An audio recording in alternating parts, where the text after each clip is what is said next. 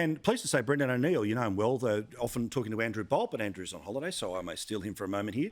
From Spiked Online, I always love watching your conversations, mate, and I love your free-thinking attitude to issues happening in the UK. Now, sadly, didn't win the Euro, and there's been some plonkers that have turned around and gone racist on one of the players who ended up missing those penalty shots. The England manager has ripped in, captains have ripped in.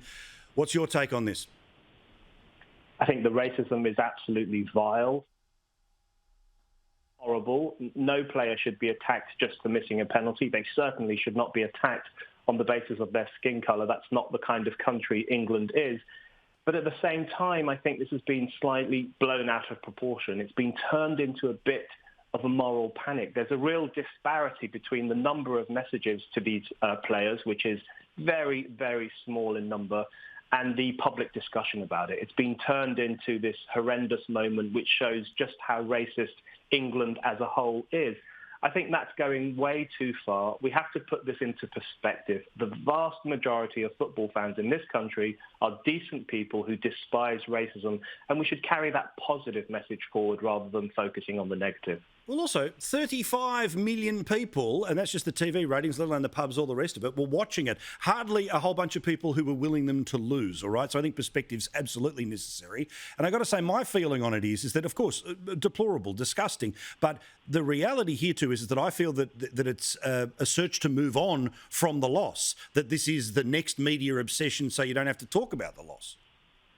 Yeah, I think, the media is always looking for something to obsess over, especially the supposedly small L liberal media. They love to whip up moral panics about, the lower orders, essentially, the regressive, racist lower orders who need to be morally corrected. That's really what a lot of this is about.